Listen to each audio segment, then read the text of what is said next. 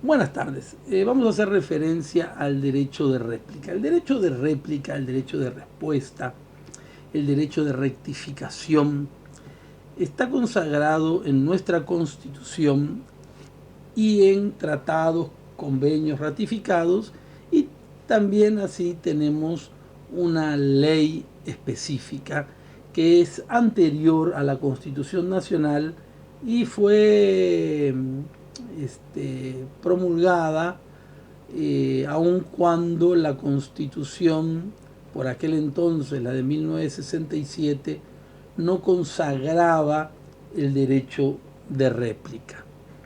El artículo 28 de nuestra Constitución sabemos bien que refiere al derecho de informarse, y en un segundo párrafo, de modo bien particular, establece que toda persona afectada por la difusión de una información falsa, distorsionada o ambigua tiene derecho a exigir su rectificación o su aclaración por el mismo medio, en las mismas condiciones que haya sido divulgado, sin perjuicio de los demás derechos compensatorios.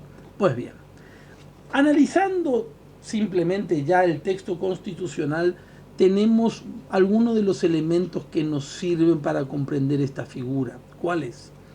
La réplica, la rectificación o la respuesta se ejerce, según nuestra Constitución, únicamente ante tres tipos de información: la información falsa, la información distorsionada y la información ambigua.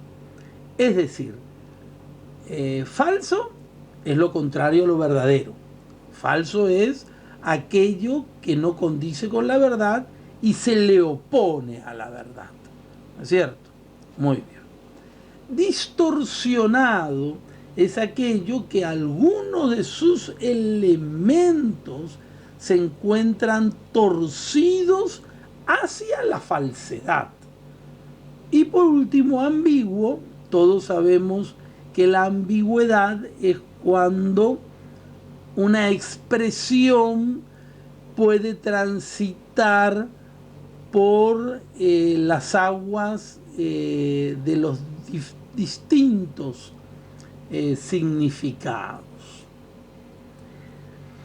También dice que tiene el derecho de ser aclarado en el mismo medio y bajo las mismas condiciones, sin perjuicio de los derechos compensatorios. O sea, la Constitución habla sin perjuicio de que se deba responder por si hubiese sido producido un daño por la falsedad, distorsión y ambigüedad. Y esto hay que entenderlo bien. ¿Por qué la Constitución dice sin perjuicio de los demás derechos compensatorios? Porque la Constitución abre la posibilidad indiscutible de que un medio pudiese responder, pero solo cuando la información es falsa, distorsionada, ambigua, intencionalmente, no por cualquier tipo de información, y siempre dentro de los límites propios que se da por el tema que puede ser objeto de información y por el interés social o la relevancia pública que se tenga del mismo. La Convención de los Derechos Humanos americana obviamente nos dice que toda persona afectada por información inexacta o agraviante emitida en su perjuicio a través de medios de difusión legalmente reglamentados y que se dirija al público en general tiene derecho a efectuar por el mismo órgano de redifusión su rectificación o respuesta en las condiciones que establezca la ley. Pues bien, nuestra ley, como decíamos, nuestro ordenamiento jurídico incorporó ya en la década del 80 la denominada ley de réplica, que está consagrada en la ley 1262 del año 1987,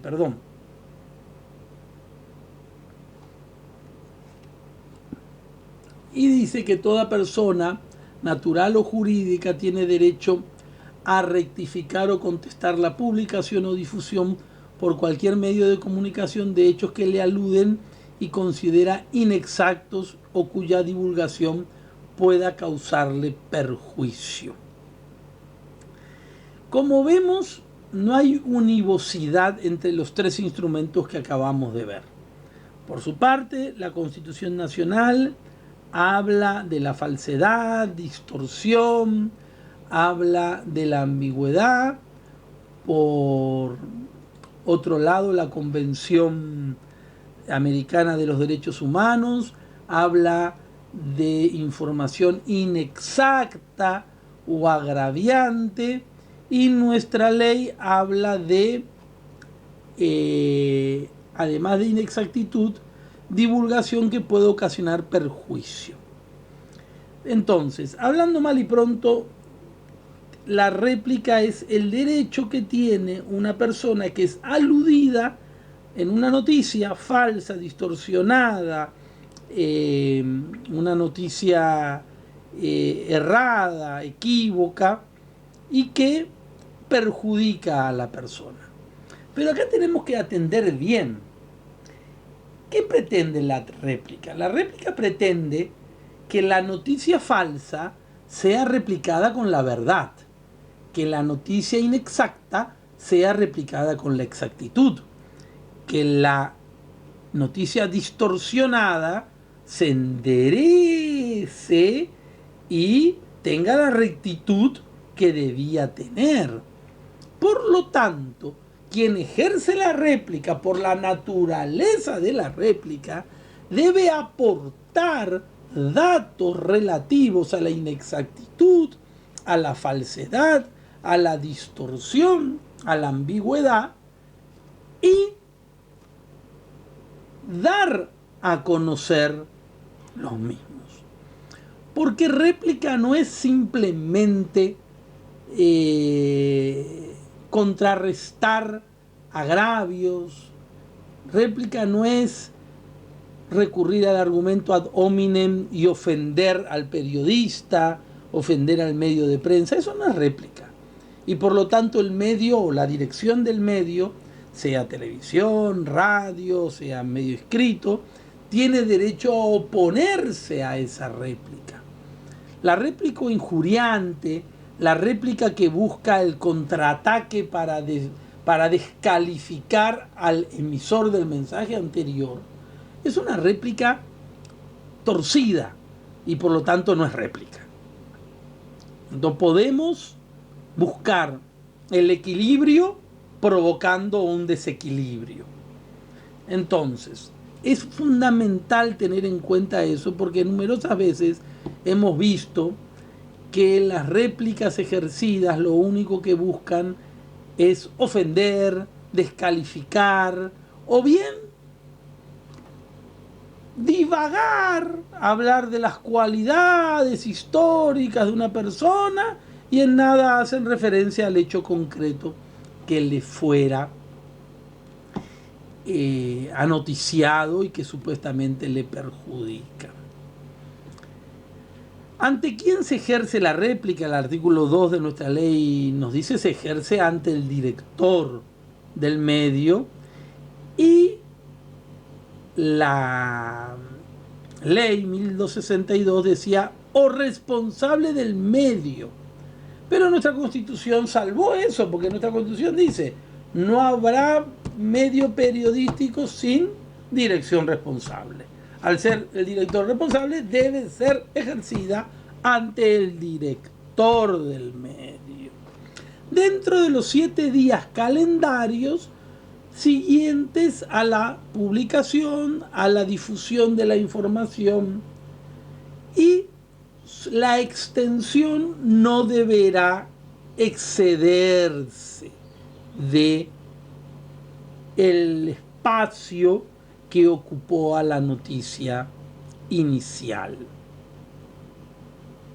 El director del medio deberá publicar o divulgar íntegramente la rectificación o contestación dentro de los 3 días siguientes a la recepción, en forma semejante a lo que fue difundido, como acabamos de ver. Obviamente que si la información de la rectificación se difundió en una publicación cuya periodicidad no permita que se ejerza en este plazo, se publicará en el número siguiente. Si estamos hablando de una revista mensual, obviamente no le podemos exigir que publique dentro de 3 días. Publicará en el ejemplar siguiente, y si el ejemplar siguiente ya estaba en imprenta y ya se imprimió, porque es una revista que se imprime 10 días antes de salir a circulación, tendrá que estar en el próximo ejemplar. No por una réplica se va a dañar la economía de un medio. Si la noticia se difundió en la radio, en un espacio radiofónico o televisivo, que no permita por la periodicidad divulgar la rectificación en el plazo de 3 días, el afectado podrá exigir que se difunda en un espacio de audiencia semejante a dicho plazo. La publicación o divulgación de la rectificación será siempre gratuita. Tenemos un programa semanal, o un programa quincenal, o un programa especial. Se hace un programa especial por la pandemia. Los medios masivos de comunicación, en particular las televisiones, han hecho programas especiales por pandemia los fines de semana. De repente en el medio se toca una noticia que considera se agravia a alguien, ejerce la réplica y resulta que el programa ya no sale, porque salió un domingo. ¿Dónde se ejerce? Y tendrá que buscarse un programa similar, que puede ser el noticiero central, siempre, ¿no es cierto? Se busca un espacio similar. Obviamente, si el agravio se dio en la radio, en esos programas de noche de las 2 de la mañana, no puede pretender que la réplica se dé a las 12:30 del mediodía en la radio, ¿no es cierto?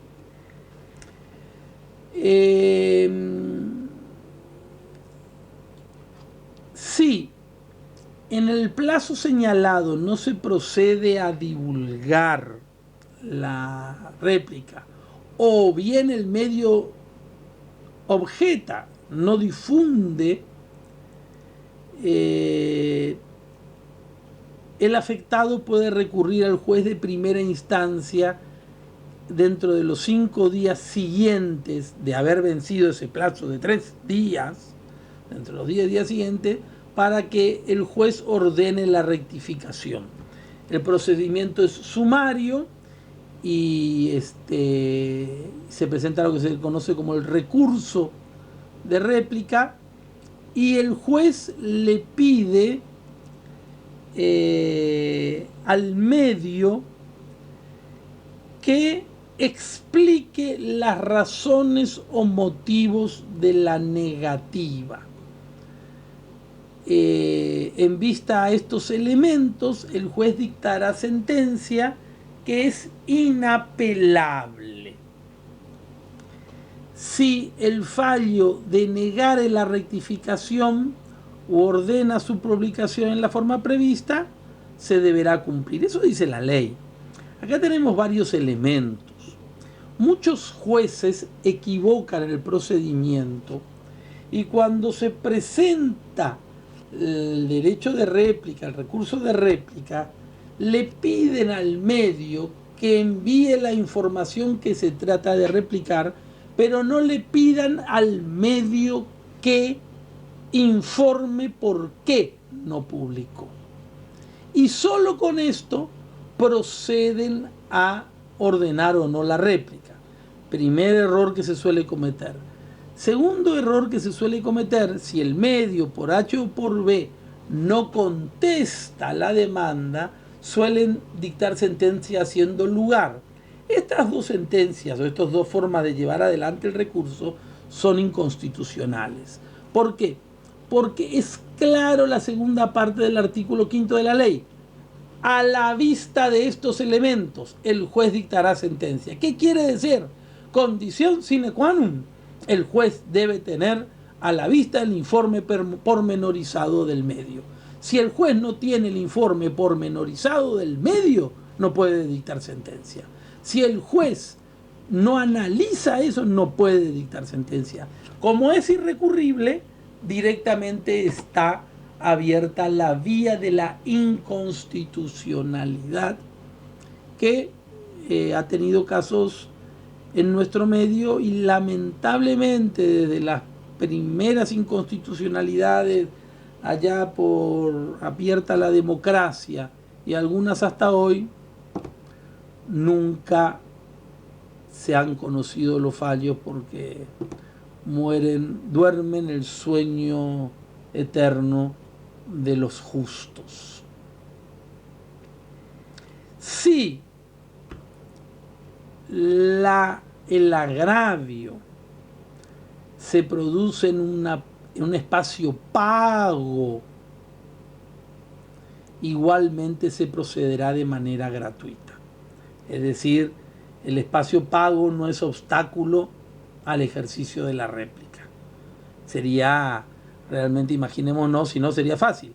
Habría un desequilibrio económico muy grande y quien tiene capacidad para responder publicaría pagando a sabiendas de que la otra persona no puede contestar.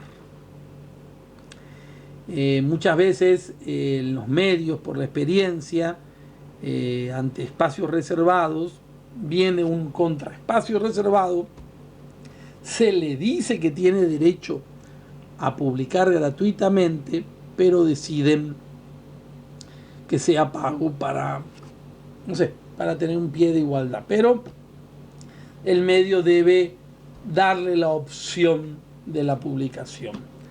Esto es aplicable siempre y cuando, y hay que tener en cuenta, alumnos, lo siguiente: el periodista, la periodista en investigación no haya dado lo que se conoce como la doble campana. Si antes de publicar una información a la persona se le llamó, se le avisó y se le dio espacio para que dé su versión y no lo quiso hacer, queda absolutamente debilitado el derecho de réplica. ¿Por qué? Porque justamente el medio optó de modo previo a escuchar su versión. Obviamente esto que acabo de decir navega en aguas un poco discutibles, porque sabemos que de todo habemos en la viña del Señor, y muy bien el pensamiento en la justicia muchas veces no es muy proclive a la amplitud de la libertad de expresión. Sobre todo, recuerdo yo en un congreso en Estados Unidos, le preguntaron al presidente, estábamos en Washington, eran los miembros de la Corte Suprema de Justicia de Latinoamérica, directores de medios y directores jurídicos, y le preguntaron al presidente de la Corte estadounidense si la prensa alguna vez lo trató mal, y él dice que muchas veces, y si un medio que de él habla hablado mal llegaba a un caso que él hacía, y él, por más que no le gustase, tenía que ser lo más justo y objetivo. No siempre es así, y algunos hombres públicos tienden a tomar la tijera para cortar la cinta. Siguiendo con el derecho de réplica, es interesante analizar que el derecho de réplica entonces lo vamos a definir como aquel que atañe dentro del mundo del derecho de la información, es el que atañe a toda persona que ha sido afectada en su persona, en su personalidad, como consecuencia de una noticia, de una información falsa, distorsionada, ambigua o inexacta, que se insertó en un medio de prensa, que se difundió por radio o televisión, u hoy día a través de las plataformas, las múltiples plataformas que conocemos, y busca que se difunda de la misma manera, de modo gratis y condiciones análogas, la versión de los hechos, siempre y cuando en lo que respecta a esa noticia, ¿no es cierto?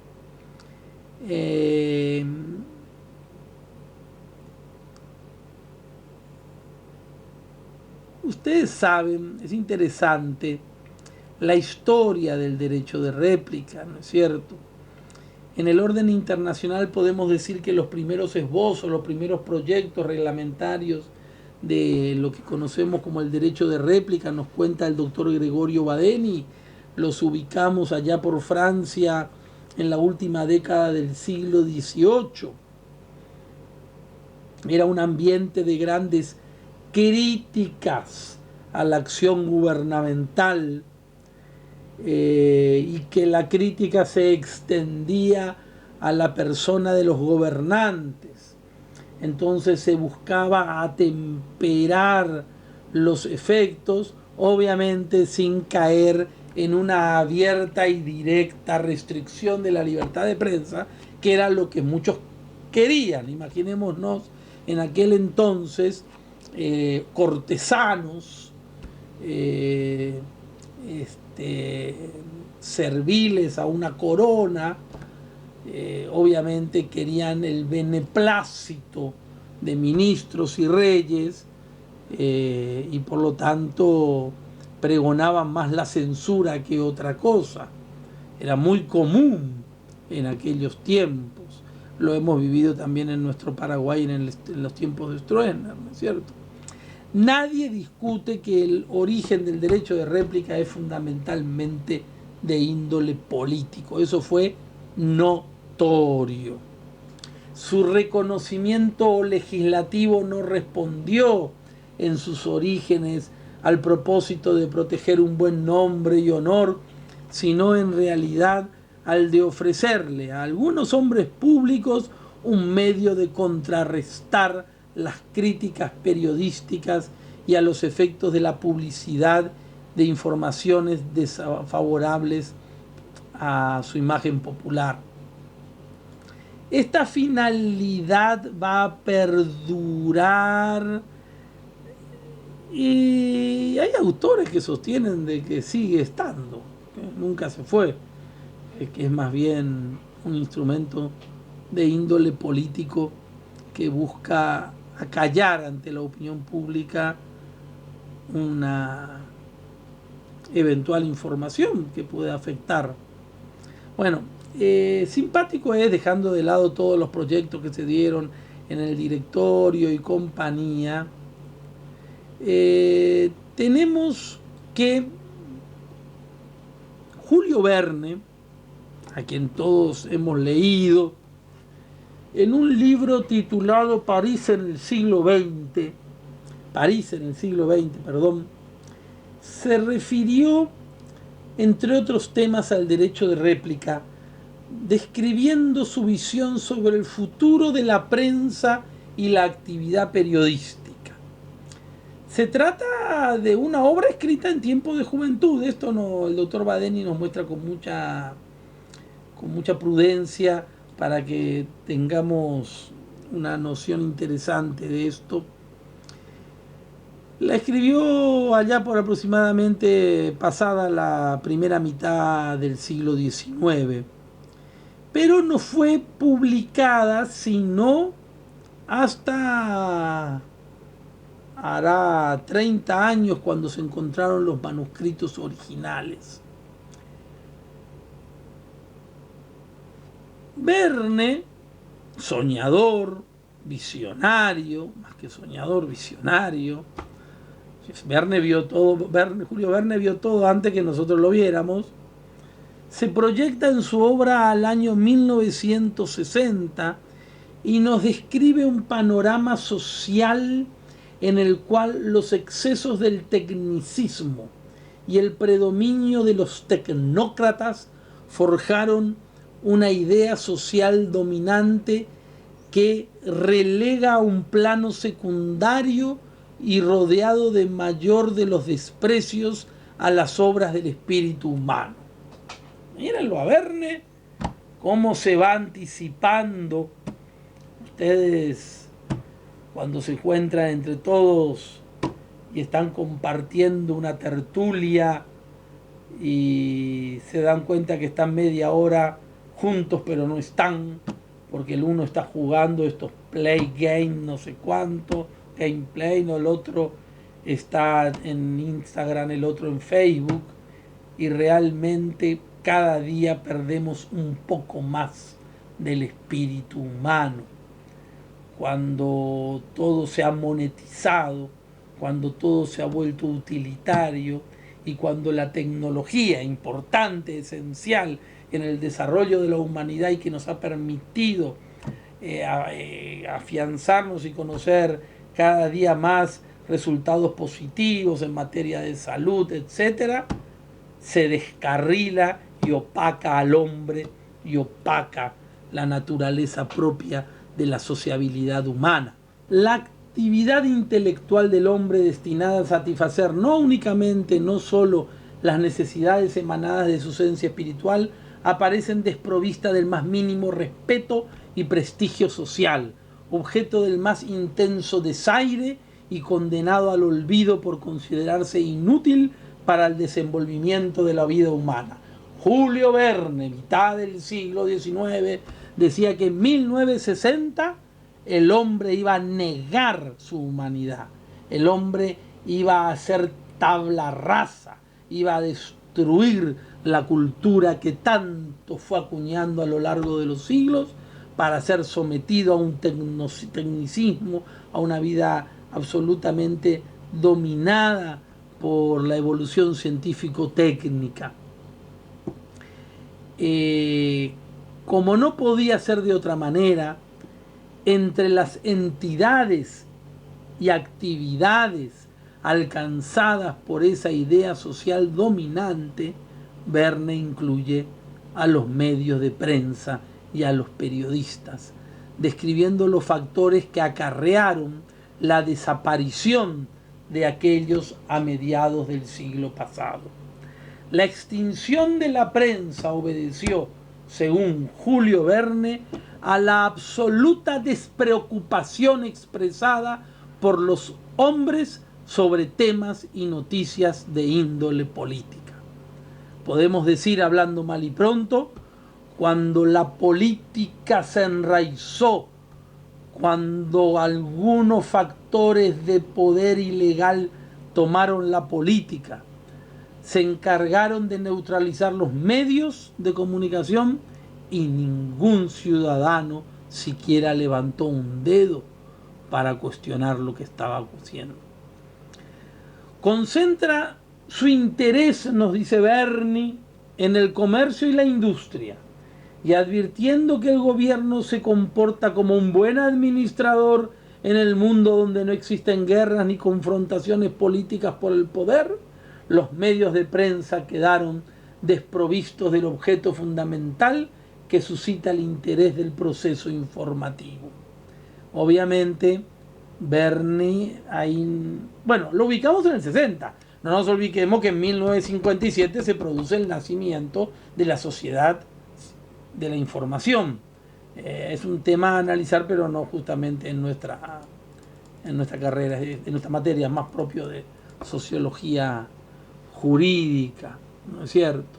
O de política, obviamente.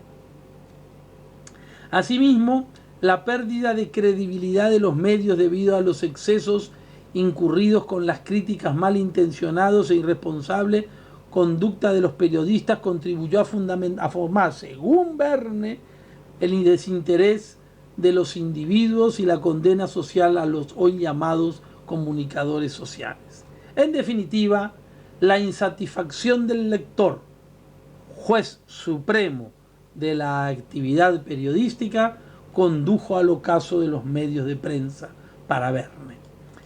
Si no se han cumplido los presagios de este genial escritor, recuerdo que nos dice el doctor Badeni, ello obedeció fundamentalmente a que los progresos técnicos experimentados en el siglo que nos dejó han ido acompañados, por suerte, en mayor o menor medida de grupos sociales que han luchado por lograr hacer perdurar ese acervo cultural y los valores espirituales de los hombres, tanto en un aspecto cualitativo como en un aspecto cuantitativo. Pues bien, con esto terminamos el derecho de réplica.